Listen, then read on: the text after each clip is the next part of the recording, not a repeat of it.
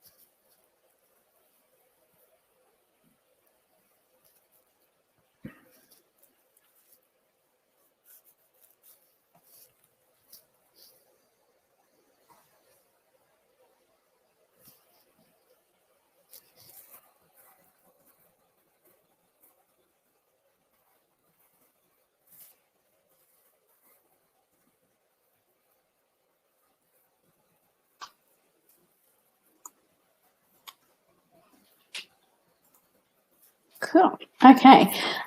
We might get started. Just let all the, there's probably still a few others still getting their cuppers and getting ready. But we can do some intro stuff, and then we can get started with everything. So good afternoon, everyone. Thank you for joining us for today's webinar. My name is Summer. I'm the Projects and Events Manager for MPAQ, and today I'll be moderating the webinar. So during this session, we will be speaking with John from PROTRADE United about hi John, about the key steps to guaranteeing profitable work, freeing up your time and reducing your stress levels, which I think is a key right now with everybody being so busy. We will take some time to do a Q&A at the end. So if you do want to submit any questions throughout, John will be keeping an eye on the chat, but we will take some time at the end to do those as well. So if you haven't found the chat yet, it's just on the right-hand side of your screen there. Just type those in there, and we will definitely get to everybody's questions. As I said, today we are joined by John, and this webinar is presented in partnership with PROTRADE, who are a corporate supporter of MPAQ and have been for quite a few years now. John is the CEO of PROTRADE, and has always given us a lot of insights on all of the webinars we've done with him. We've done quite a few now. Good afternoon, John. How are you? Yeah, I'm great, Summer. Great to be with you and the members again. Yeah, absolutely. I suppose before we get started, do you want to tell us a bit about PROTRADE, and then we can get things underway? Yeah, certainly. So, listen, we're excited to be supporting the trade and construction industry across Australia and New Zealand with our coaching and advisory services. We work with over 200 clients around the country and in New Zealand, and really just to work with clients to support them in three key areas. Firstly, to get them to the stage where they've got stability and consistency of income and profit and cash, which then gives them options about which way they'd like to take their business. Maybe they're ready to scale, and how do they grow the number of projects they're doing, maybe the number of vans they've got out on the road, and how do you do that profitably without losing your sanity at the same time? Or maybe they're at a stage of their journey where they want to step back off the tools, or they want to step out of the business, and how do they do that and get maximum value for what they've created. We'd like to be hands-on and work side by side with our clients to help them accomplish whatever matters most to them. Cool, absolutely. All right, well, I will let you take over from here, and excited to hear the presentation today. Thank you. Thanks, Summer. That's great. And so you've put a face to the name. What I'll do now is I'll switch my camera off so we can focus on the slides, and then we'll come back at the end and also really look at any questions or queries you might have. As Summer mentioned along the way, there's the chat box you've got there. If you've got any questions that pop up, maybe it's a good thing to pop them into the question or chat box as we go, so they're front of mind, and then we can address them if we possibly can at the end. So enjoy the session. It's going to be jam-packed. We always like to give as much value as we possibly can, and we'll see you on the other side. So as Summer mentioned, we're really looking forward to talking about how to systemize and automate your plumbing business. As we mentioned, take truckloads of notes if you like. You are going to get a recording on the other side, and I'm going to give you a chance to participate and share as we go. Rather than making it a one-way conversation, let's make it a two-way conversation as well. So really to start that, what I'd love you to do is just type into the chat box. We can see who is there, but I'd love to hear where you're located, where's your business located, and who's your main customer. Whether is it mums or dads? Is it businesses? Do you do project work, or do you do service and maintenance work? So as I'm talking, if you can just type into the chat box there, just for me to get a little bit of insight on who's on the call and the type of industries that you're working in and where you're located, that would be terrific. So as you're typing away, as I mentioned a little bit about PROTRADE before, we support the trade and construction industry across Australia and New Zealand, and for one of three main reasons, as we were talking about. And today really is about, and just a snapshot of some of our clients that we have across the country. And today's really to look at some areas of your business as we go. Thanks, Melissa. You're in the Redlands. Good to hear you're in the service work. Thanks for typing in there. We'd love you to think differently about your business, because as the business owner and a key player in your business, the way you think and the way you operate will impact the way that your business operates as well. Understand what keeps you stuck. What gets in the way of your business developing the way that you'd want to. How to create the steps to get quality work done on site every time, regardless or not where you are, whether you're on site or not. What procedures your business needs now, how to ensure your business will still perform at a top level by securing time off, and how to use technology to free up your time and your energy as well. So if you're in for that, sounds good to you, you're in the right place. Hey, Daniel, you're in the Brizzy metro area with maintenance, with resis and commercial. Good, Mitchell's at the Kimber Maryborough service treatment plants. Haley, Rockhampton, the beef country capital. Real estate, private work, lovely. And Julie's from Harvey Bay. Hey there, Julie.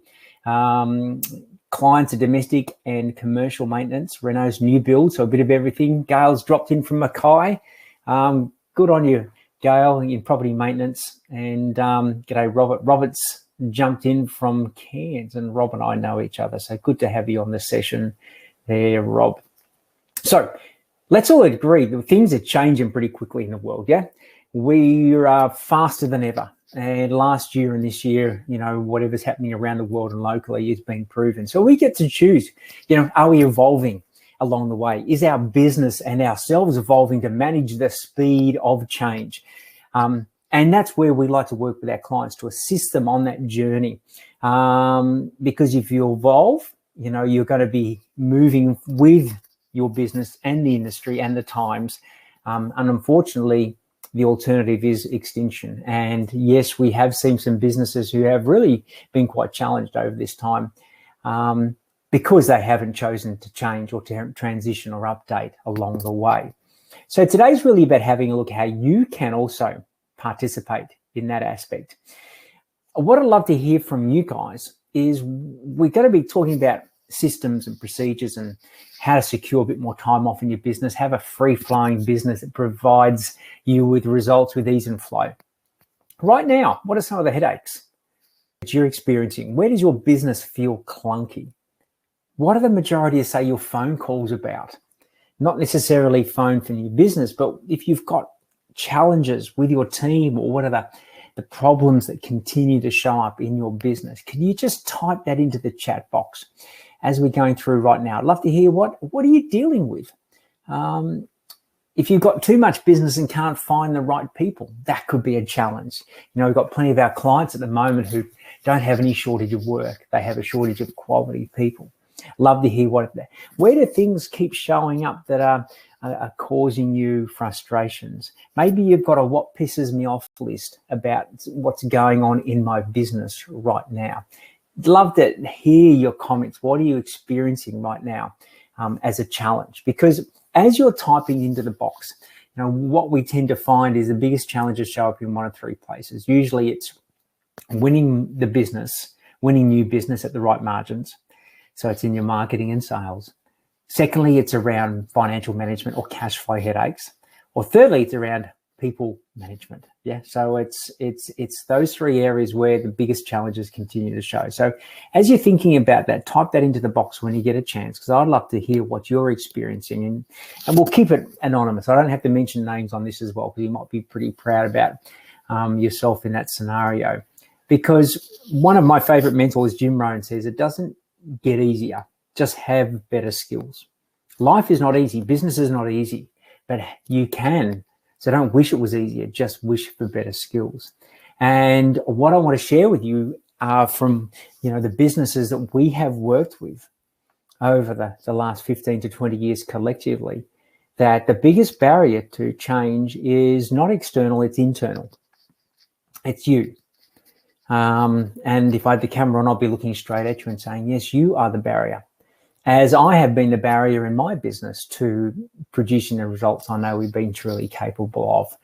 And, the thing is not necessarily about the skills that you can learn. One of the things that we recognize is we can provide and assist and support business owners with truckloads of skills, but they have to be willing to shift and change internally to implement those changes.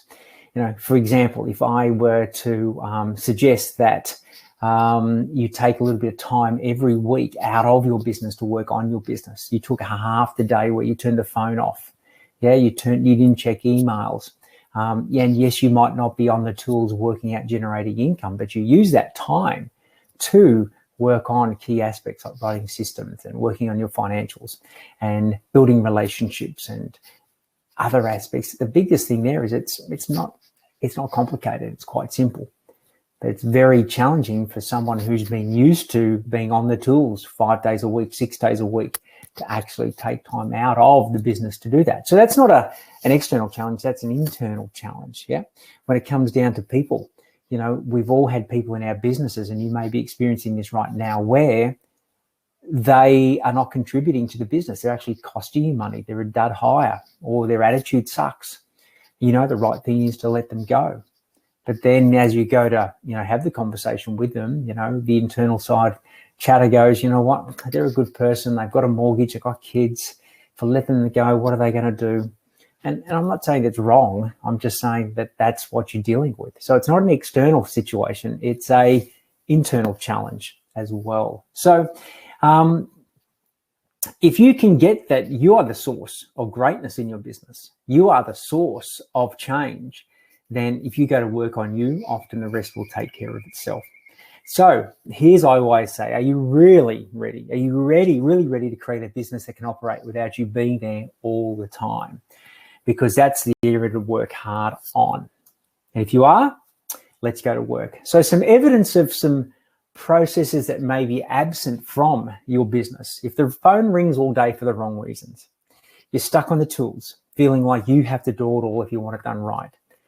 Nights are spent drowned in paperwork. You've either got a lot of work or none, feast or famine. You're working hard with little progress. You feel stuck. You feel trapped. And the pressure or stress is affecting life in general. And I know a couple of people have popped into the chat box here. Matt, the biggest challenge is work-life balance, burning out. Yeah. So if you can relate to some of that or all of that, say yes in the chat box if you're up for it. And the consequence is that the IP, or what we call the value of the intellectual property, is in the head of a few people. Growth can be limited. There's a limited flexibility or freedom. There's low value or no value in the business.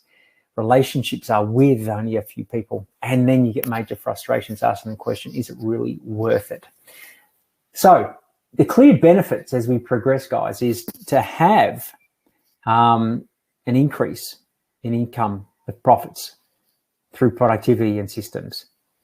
more free time, the ability to scale, increase business value. And I've got control there with an exclamation mark, because it's not micromanagement control.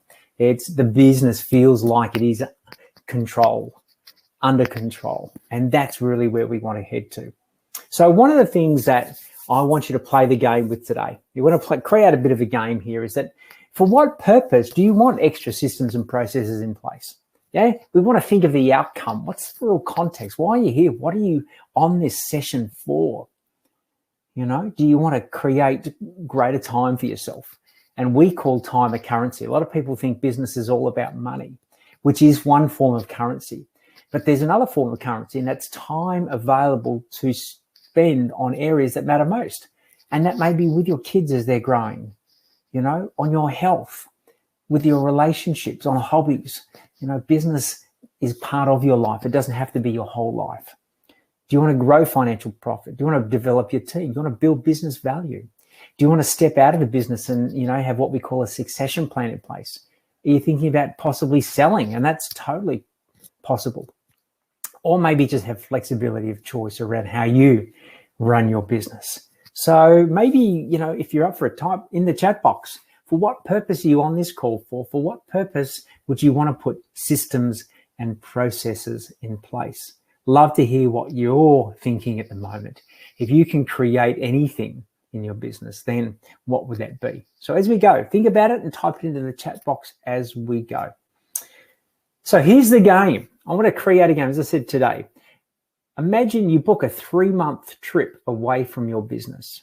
And you might be thinking, oh my goodness, that would never be possible. Well, the exciting thing is we're working with a couple of clients now who, when they started with us, had zero work-life balance. One's currently on the west coast of WA with his 3 young boys and wife traveling with their caravan. And the other one I'm working with has just booked a 3-month trip doing very similar thing across Australia, from East Coast to West Coast, and they're leaving in June as well. And when they started with us at ProTrade, it was the last thing on their mind.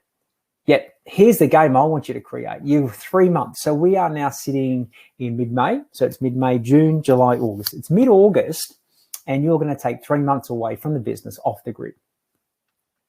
You'll have once a week opportunity to be in contact with someone in your business.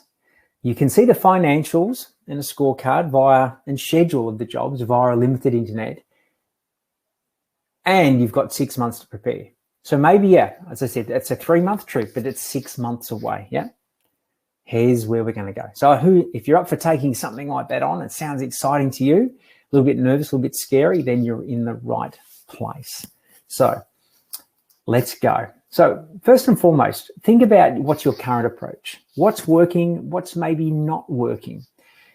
If you have a throw them in the deep end, see if they sink or swim approach, let me ask you, how's that going for you? And if you're a micromanager where you need to be across everything and anything that's going on in your business, how's that working for you? So there is a happy medium. There is something in between. There is some options. But if you're either throw them in the deep end, see if they sink or swim, and most of the time they'll sink, and then you go see, you think you've got good people in your business and you just can't trust them. So I'm going to go back to being a micromanager and a control freak. Then you're stuck, you're trapped, and there's lots of frustrations. But trust me, there is something in between if you're prepared to look at a different approach, and that's where we're here for you.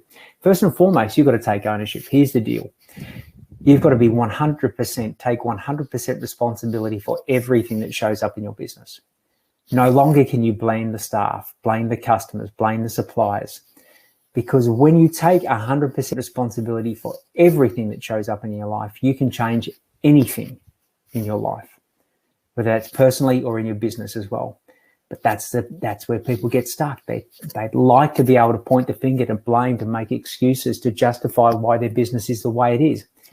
Stand up, take ownership.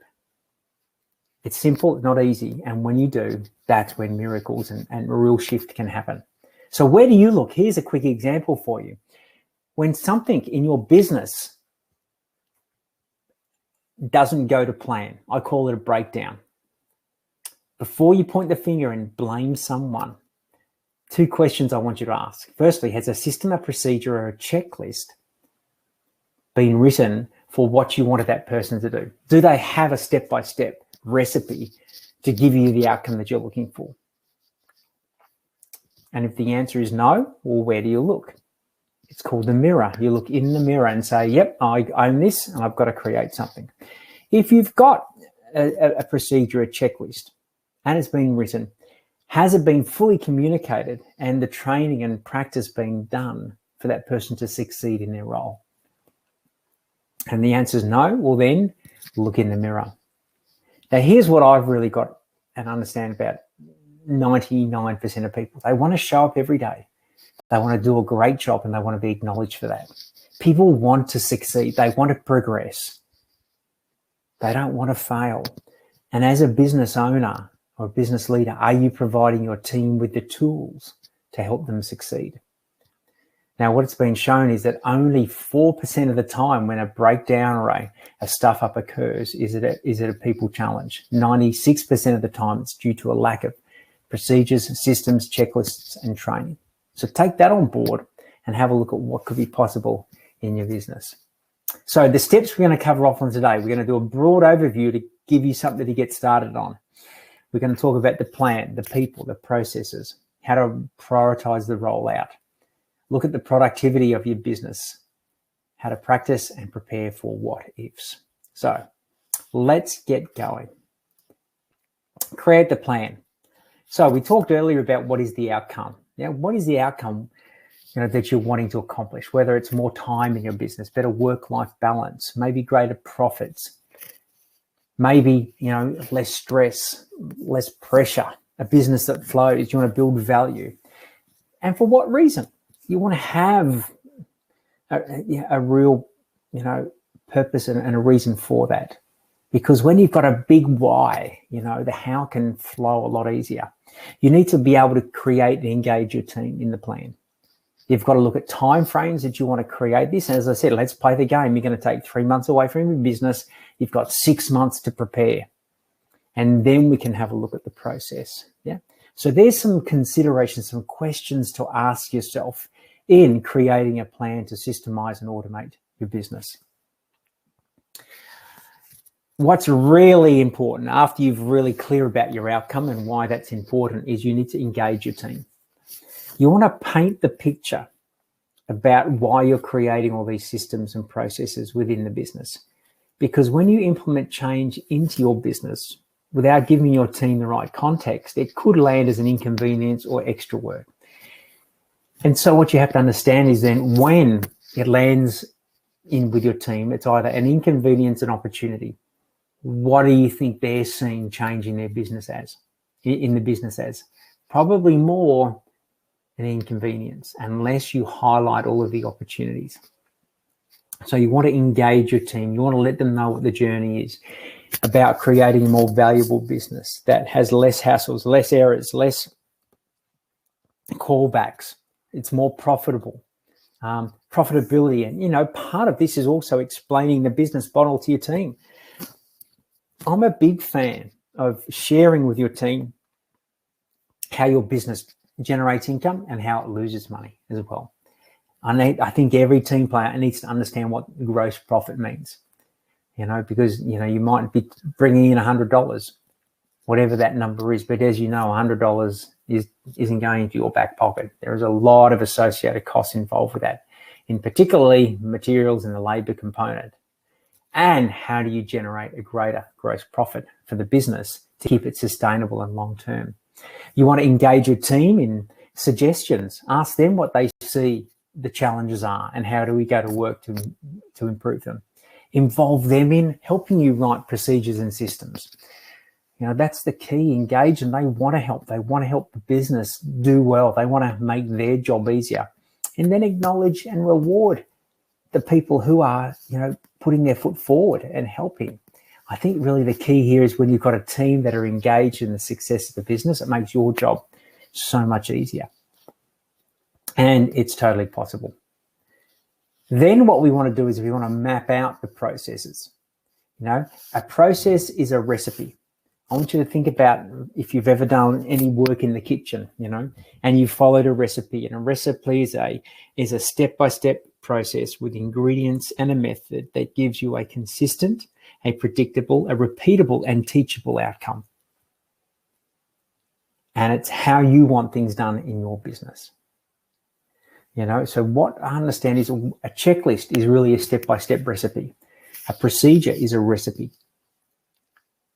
Okay. And, in essence, it's answering these questions: what needs to be done, why it needs to be done, when it needs to be done, how it needs to be done, and who needs to do it. That's it. I want you to take that on board. And here's something to consider. The majority of people in the trade and construction industry who've been out on the tools have, at some stage, made up some cement. I was playing around in my backyard with a fire pit that I've been building. And, for the first time in a few years, I got the mixer out and I got the sand and the bricky loam and the cement and the water and went to work on it. And I thought, you know what? Everybody has probably got a different way that they make their cement. Now, is the outcome the same? Possibly. But here's 4 examples. And so you have your way that you want things done in your business. Jay, one of our clients in Melbourne, who's a paving specialist, has about 7 or 8 different recipes for the mortar mix that he uses, depending on the type of brick, the purpose of the paving that he's doing, and, the longevity. It all comes into play. And he has 7 or 8 recipes, and he doesn't let anybody just make it up on the fly. Every different situation has a different recipe. So in your business, you have a certain way that you like things done. So, for example, exchanging and changing a hot water system. Now, you have a way that you like things done to produce a particular outcome. Now, if you employ someone to come into your business and you send them out onto a job site, to someone's home to change your hot water system, you've got to want to have them do it your way, because they may have their way, and their way may not be wrong, but you have a certain way that you like it to be done to provide a consistent and repeatable and predictable outcome. So this is where some of the most practical things that you think most people know how to do, we've all got a different way to do it. One of our I run a business with my wife, Danielle, up on the Sunshine Coast here, and it's a little restaurant just off the beach. Now, we do breakfasts and lunches, and, omelets are stock standard. It's a part of the menu. But you know what? Every chef has a different way that he likes to make an omelet. You might think, well, an omelet's just an omelet. An omelet ain't an omelet. So in your business, you've got to create the recipe and you've got to own it. Be proud of the way that you do things in your business, because everybody has a slightly different way of doing it. And be unapologetic about the way you want things done in your business. And the reason is consistency. Consistency for the customer, consistency for the team, and the consistency for you. Now, there's a real challenge around consistency, is that consistency is boring. Actually, writing systems and processes for most people is pretty boring. But here's what I've recognized. Success in business is boring, because you're continuing to do the same things day in, day out, but you're doing it at such a high standard that over and over and over again, you'll find the most successful businesses in the trade and construction industry are doing things repeatedly the same way over and over again. Doesn't mean that they're not innovating, they're not improving their systems and processes, they're not upgrading the technology that they're using, they're not developing an even better way in their business. But once you've got the recipe, it's like the 2-all beef patty, special sauce, lettuce, cheese, pickles, onion on the sesame seed bun. Hey, how long has that Big Mac recipe been around? Now, I'm not saying your business needs to replicate McDonald's, but it's the same recipe. And why do people like it? As I said here, it's consistency over and over and over again. Consistency for the customer, consistency for the team, and therefore the business owner gets consistent outcome as well. And if you're up for that, you're in the right place. So what are the core processes that we want you to think about delivering in your business? So lead generation, start at the beginning. If you've got a social media platform such as LinkedIn or Instagram or Facebook, you don't need to be on it every day, but you might have a process whereby what you upload on a weekly basis, is done with the same consistency. lead generation could be part of, if you're doing, local area marketing, if you're dealing with residential, is every person, 5 houses either side of the job site, 10 across the road. Before each job starts, are your team going out and putting 5 flyers in the houses either side and 10 across the road? Now, that's a consistent process that will help your lead generation down the track. Are you speaking? I mentioned before someone was dealing with real estate agents. Let me just track who that was as well. There we go. It was Haley from Rockhampton, real estates and private work.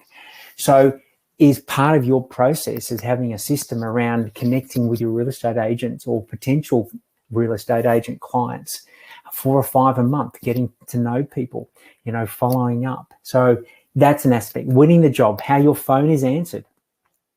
The most valuable aspect of dealing with an inquiry is that initial contact. Okay, so do you structure the way the phone call, the initial inquiry is dealt with? Meeting customers, if you're going out to meet with a builder or meet with a customer, what's the consistency around that experience? How do you do the work? And I know as a plumber, you've got hundreds literally of different ways that you can do things and different jobs that you do. But if you're in the construction space, okay, and you've got a way that you do rough-ins and fit-outs for renovations or new builds, make sure that it's done the same way.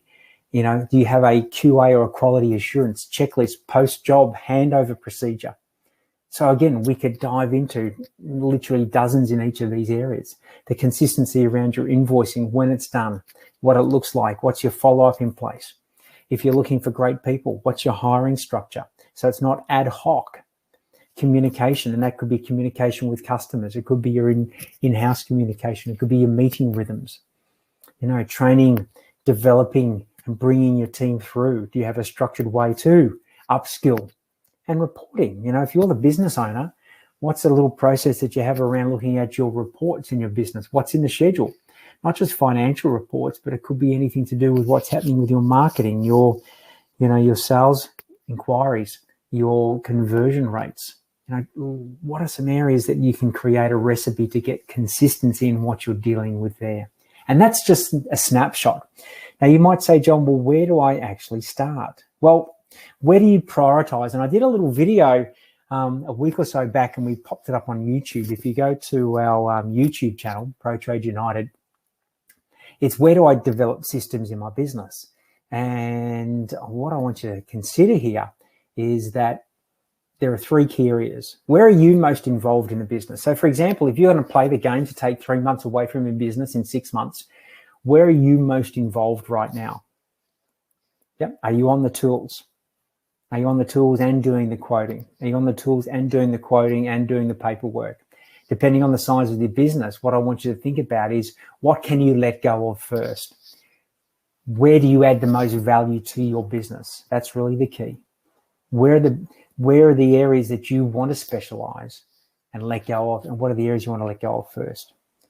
And over time, if you were to step away from the business, could someone else do what you're doing, for that period of time you're away? Maybe where is the biggest risk? Maybe it's workplace health and safety. Maybe there's a lot of compliance and paperwork involved. I was looking back here before, Mitchell was talking about treatment plants. I'm sure in treatment plants and service and maintenance work, you've got a truckload of compliance work that you've got to take care of. That is important to lodge and done the same way each and every time. Where the biggest risk could be with your equipment and use of that on site. So think about where you want a recipe or a checklist on how to use it. Or maybe it's the customer experience or the journey, right from when the phone call is answered, right to when the customer receives the invoice and makes payment.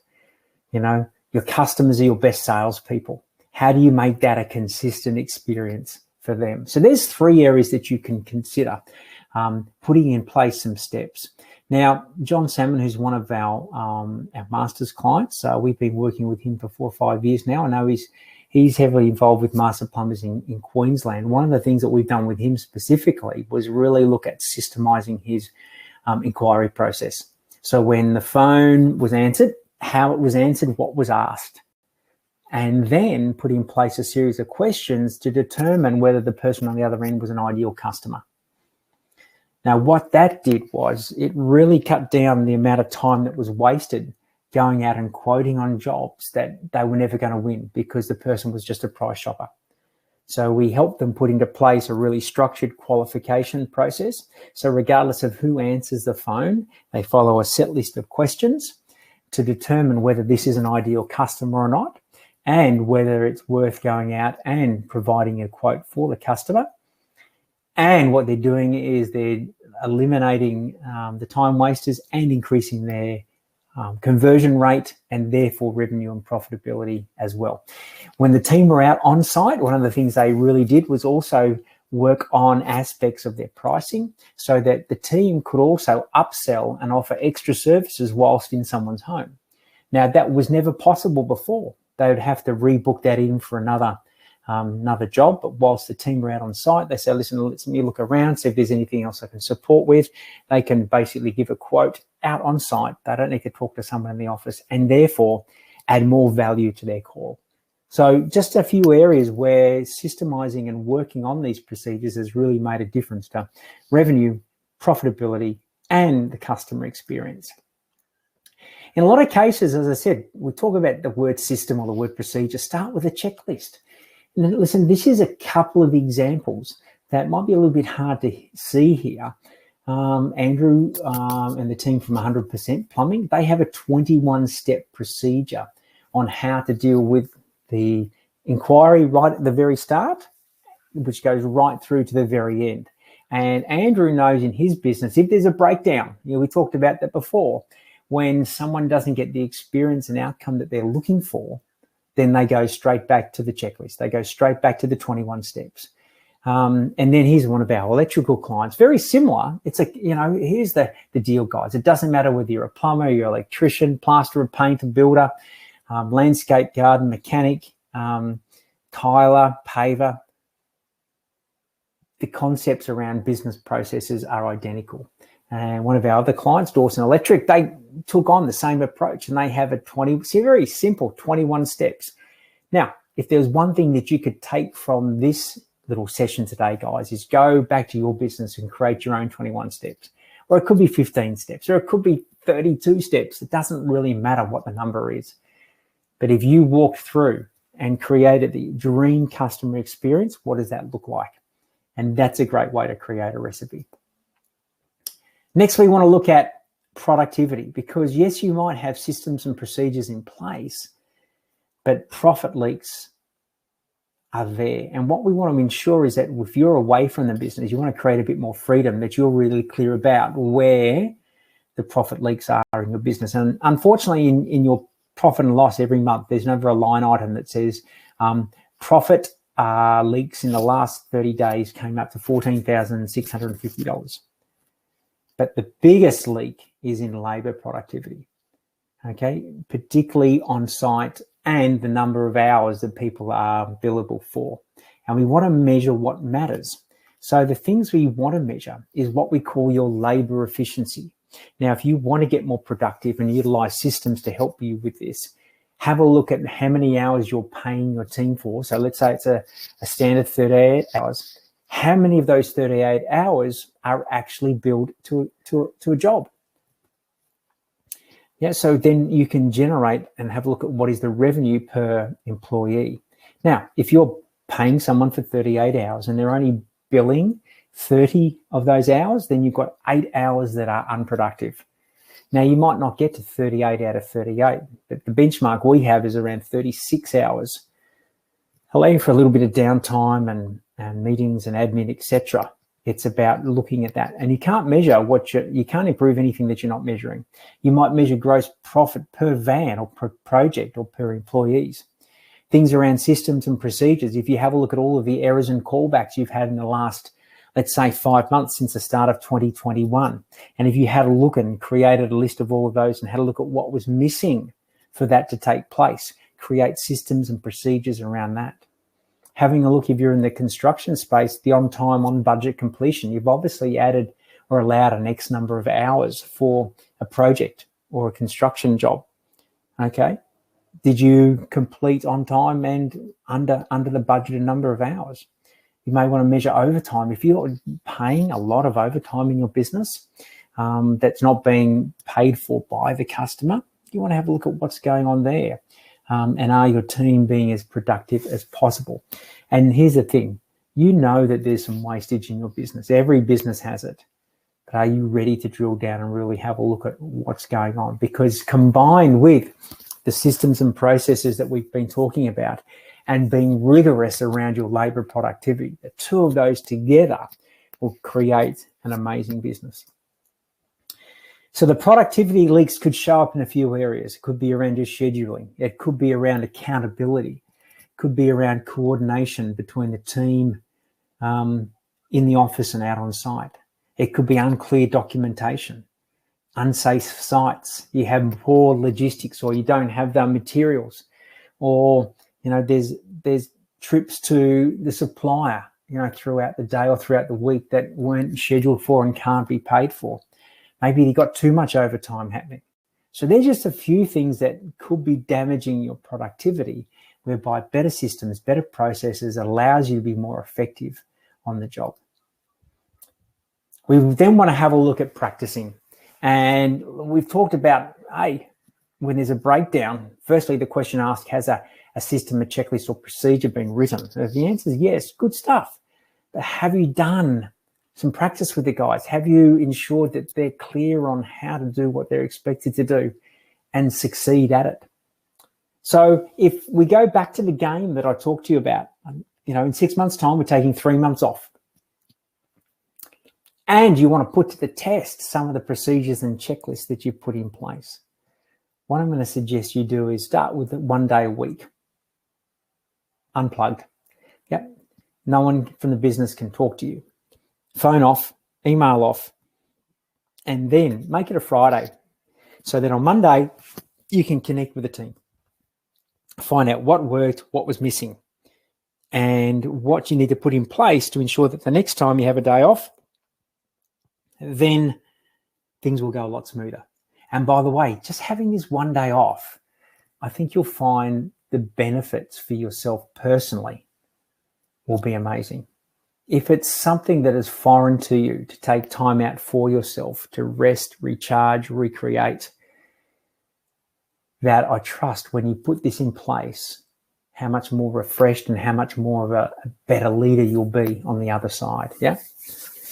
So 1 day off a week, off grid, long weekends, then grow to a week. Take a week off. Okay, schedule it out.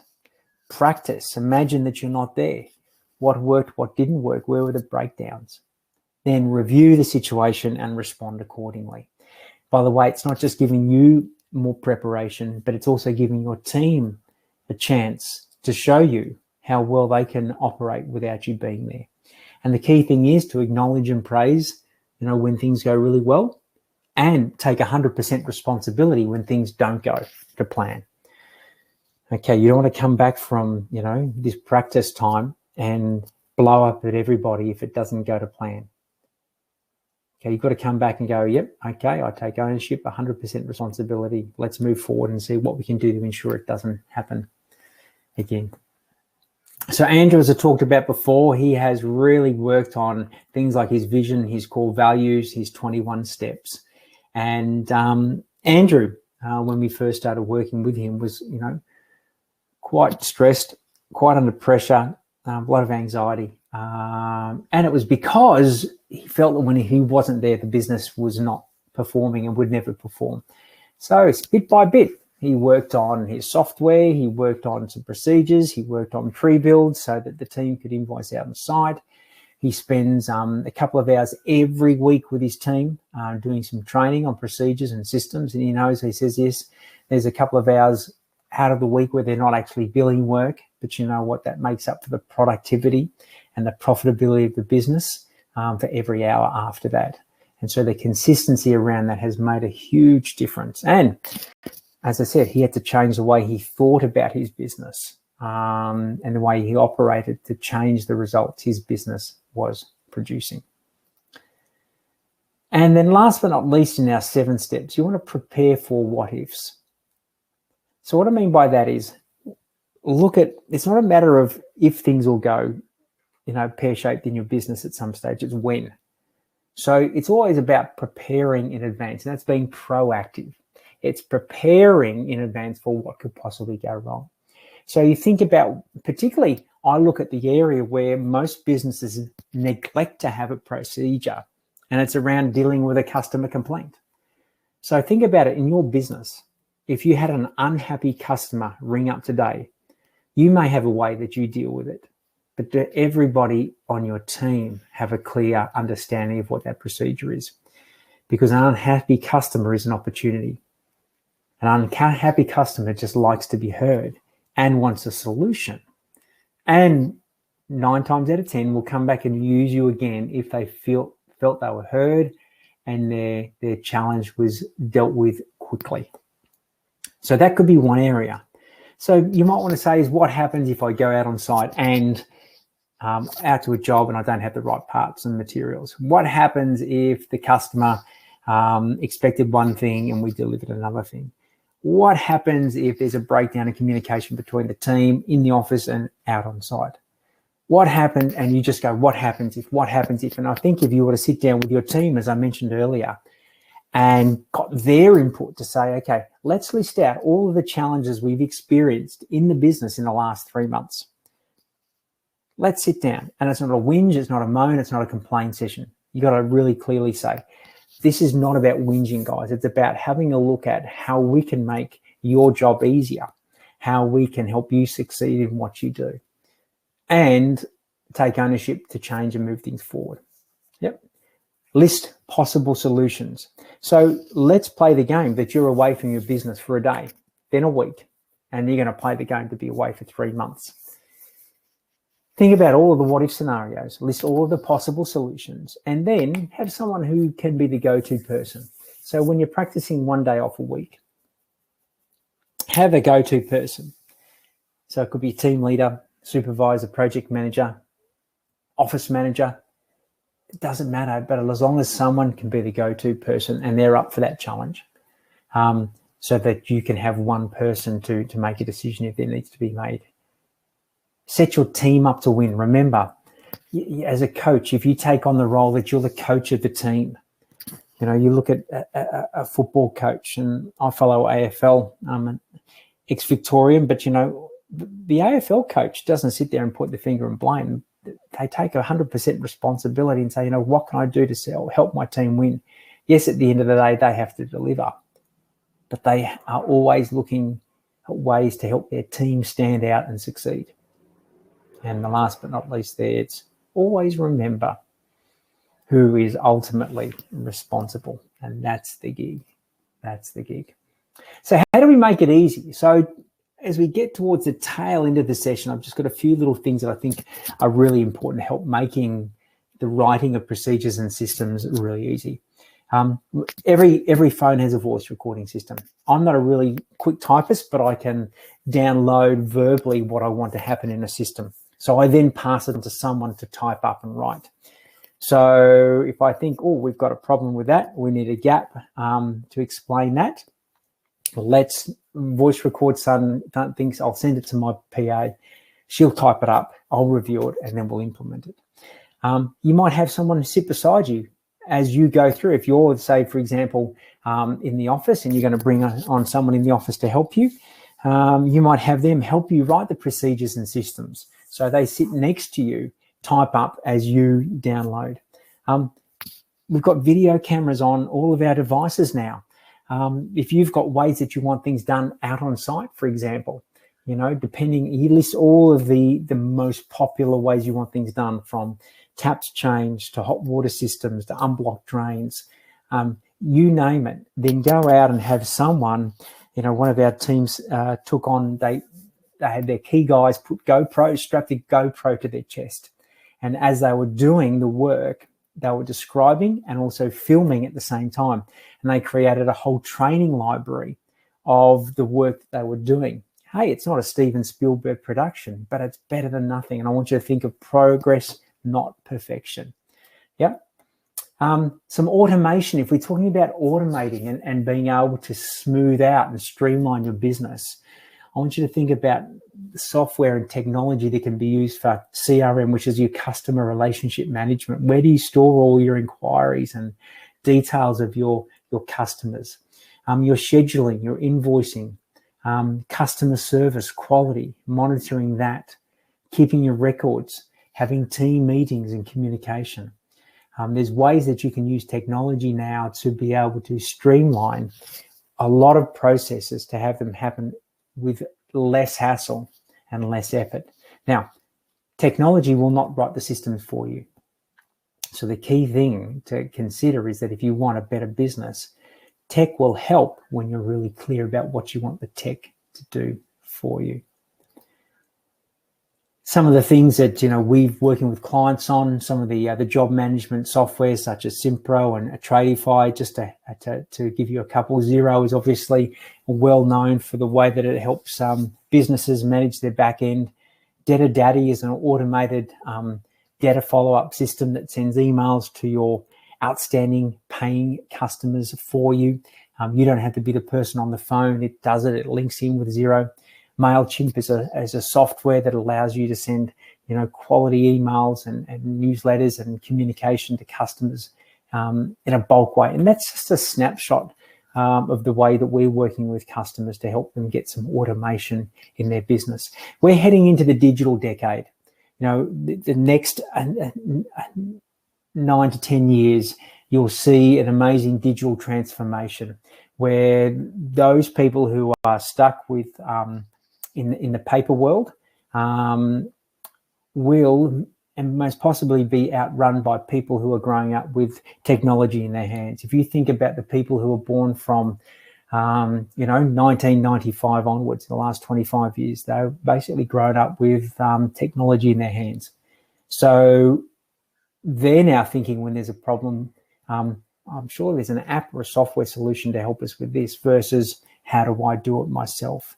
So one of the things we're really supporting our clients with is how to gradually transition to utilize technology to run an even better business. It's not the answer to everything. It's not about creating a high-tech business because we're all in a high-tech, high-touch business. We still deal with people each and every day. So don't neglect that aspect, that there's always a human on the other end of a business transaction. So how do we make sure they feel connected and supported? And often how we use technology to support that can make the difference. And everything is hard until it becomes easy. If you've thought about the options that I've discussed with you today and goes, well, John, that sounds like hard work. Well, it's hard until it becomes easy. And it only becomes easier through practice. And it's practice knowing that it's not going to flow and go well all the time. But understand if you're prepared to implement something into your business, step back, reevaluate it, go again. Step back, evaluate, go again. That the businesses that you see out there today that are succeeding, they are automated, they are systemized, they've been through the journey. And you can definitely learn from them as well. So as we come to, wrap up this session, one of the things that we always see is that business owners, agree there's been some value. They get the principles, they know what's possible, and they get excited, yeah? But then what happens is we go out into the world and do nothing because something called the whirlwind gets in the way. And it's called life, yeah? So as soon as we finish this session, you'll probably be straight back onto the phone, into the emails, dealing with challenges. Get home tonight, you've got kids, you've got homework, you've got, paperwork later at night, and then tomorrow rolls in again. So one of the things we really recognize at PROTRADE United is we want to support people with implementation. Great ideas mean nothing unless there's implementation. And often people are waking up every day just going out into the fog, hoping that they're heading in the right direction. So as part of our catch up with you today, one of the things as part of our partnership with Master Plumbers is to offer everyone who was on the session a complimentary business performance session. Well, it's really a sit down with one of our team to have a look at where you are now, where you'd like to be, and give you 3 or 4 key things that you can put in place. Maybe help you identify which are the best procedures and systems to work on. Maybe it's about which aspect of your strategy or game plan you need to work on. Maybe it's some aspects around your marketing or your sales process. This session takes about 60 to 90 minutes. We can do it with anyone, anywhere today, which is terrific with the technology that we have. And, the worst case scenario is you leave with some clarity. You leave with a few little ideas, and if we can't help you, we'll definitely point you in the right direction. So if you're interested in taking up that opportunity, just say yes. Just put yes in the chat box, and one of our team will be in touch with you over the next few days to book that in for you as well. And as we wrap up summer, I might bring you back on there, have some guys type into the chat box what they found most valuable today, what's come up for them, where do they see is the direction they'd like to take some of their systems and processes from what we've talked about today, because that's the key. You might have truckloads of ideas, but what's one idea that you think is going to be beneficial in your business? Yeah, absolutely. Thank you so much, John. And definitely, if anyone has any questions as well, obviously, if you haven't typed them in the chat just yet, just get those in there for us so we can take a look at some of those. But yeah, thank you so much, John, as always, for providing all of your insights that you have. You've got so many, so many different topics that we speak to you about. But yeah, always a great session with you with ProTrade here. And did you want to cover off on any more of these actually before we? Oh, I think that's pretty much the last one there. I mean, the key thing is everyone who's on the call is doing the best at what they think they're doing with the information and experience they've got. And I always acknowledge people for out there playing a game, making a difference to their team and to their industry, and for being part of Master Plumbers, which means you're up for being leaders of the plumbing industry and representing the industry as best as possible. So, no, thanks for being on the session today, taking the time out to listen in. Listen, we'll be in touch if everybody's got some queries or questions, and help you out with one of those complimentary sessions that we're offering. Awesome. All right. No, that sounds good. And we will obviously, we have recorded today's session. So to everyone that's watching now or everyone that's watching the replay later on, we will send out an email which will have all the information for ProTrade as well. So if you haven't had a chance today to type that yes into the chat, just respond back to us on that email, and we can get ProTrade in touch with you that way as well. And yeah, I think it looks like we do have a question. Actually, Daniel has come through. How do you know when to bring on new staff versus busyness of schedule? Oh, great question, Daniel. I don't think you'd be the only one asking that question as well. If you've got plenty on, and when's the right time? Well, two things that I always say is the numbers tell the story, and the story's in the numbers. So one of the things that we work with clients is doing what we call a forecast out. So if we plugged into your financials, the cost for, let's say it's someone on the tools, a tech at a certain hourly rate, and we plugged in that and pushed that out, what is the amount of revenue that you'll need to generate to cover his costs and be profitable on top of that as well? So definitely, you might have a gut feel, you might have an intuition. Yeah, listen, I'm so busy, I've got to put another human on, put another person on. But it could be also that we've got to dig down and see what your productivity and gross profit is, because, it might mean that you could actually put up your prices a little bit and be more profitable with the work that you're doing. Or it could mean that your team could be more productive and get more efficiencies with what you're actually doing. So we like to measure a few little things, like is your gross profit where it could possibly be? Is your pricing where it could possibly be? Are your team, of the 38 hours that you're paying your team, how many of those hours are actually billed to a job? Are we getting maximum productivity? So those sort of numbers will tell the story. and then you'll back up. Usually your intuition will tell you, but these numbers will help you back up there as well. So yeah, busyness does not equal profitability. So it's a great question to have.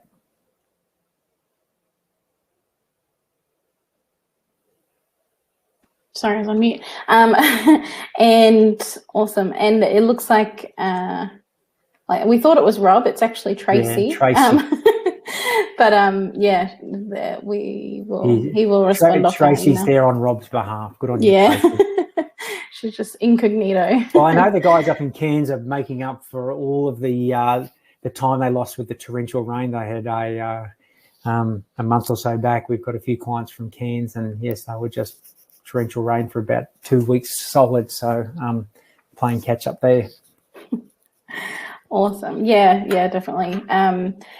And yeah, it's actually really good to see, I think, just from your earlier questions that you asked everyone, just the variety of regions we've got from people. Quite often we sometimes see Brisbane as the most heavily represented area, but it's awesome to see so many people from all the different regions here. So yeah, thank you so much to everyone for taking the time out of your day to come here. Daniel just added one more question. We might make this the last one before we wrap up. Are there some standard market rates to measure against to make sure we are not under or overcharging? Thanks a lot. Well, I think firstly you should connect with Master Plumbers, because I know Master Plumbers have got so many resources in that space, Daniel, to help you with that. And this is my view. I'll take the ProTrade hat view is we always would like our clients to be at the higher end of the pricing bracket in the market. Yeah, that's where we aim everybody to be, at the higher end, because at the higher end, you're delivering the value. By the way, you're at the higher end. You're at the higher end for a reason. You're delivering value. You're consistently doing great work, and you're not dealing with people who are like the seagulls fighting over the last chip. Yeah, so I don't think you'll be overcharging. That's one of the things that I always say. People who are continually challenging themselves to raise their prices are never overcharging, because if you're always comparing yourself to the bottom of the market, you'll always be higher than them. So check with Master Plumbers first, and then secondly, be confident that you're not going to be price gouging. You're always delivering some great value. Yeah, that's excellent. And just on that as well, so Daniel, and I suppose just for everyone, this year we are working on, and it'll be coming out in June, I would say, an industry snapshot for right now, or like a benchmarking survey kind of thing. So that should be going out to everybody in June to get everyone's feedback about that kind of stuff, about how much they're charging, so that we can kind of put together a report about what the standard is across Queensland. And obviously, yeah, we would really appreciate as many members as possible, and also non-members, just plumbers in general, giving us that feedback so that we can put together a bit of a report for everybody to access and to get that information. Yeah. My last comment, just for Daniel, if I can squeeze this one in summer, is that, listen, I know in one particular region we work with two plumbers. One charges $90 an hour plus GST. The other charges $130 an hour plus GST. There is no difference in the quality of the service they're offering or the outcome they're providing with a client. One just values themselves more than the other, yeah? So here's what I want you to think about is, when you value yourself for the experience that you have, the wisdom, the expertise that you bring to the job, that will be the determining factor about what you end up charging. So a lot of the times, as I said, it's an inside-out job. It's not, I'll get outside, get that sorted first. It's when I value myself, I'll tell the truth that this is what I'm worth, and I'll deliver the value as well. So I'll challenge you on that too, Daniel. Thanks, Summer. Yeah, definitely. Thank you so much, Sean. All right, that is all the time we've got today. We'll let everyone get back to their days. Yes. Thank you, everyone, for joining us, and thank you to our partner ProTrade, and specifically to you, John, for being here today. I hope everyone got some great takeaways out of this, whether you're watching it live with us or whether you're watching the replay later on. And yeah, I just hope everyone has a great day. Thank you so much. Lovely, guys. Thanks, Summer. Thank you. Thanks, everyone. Take care.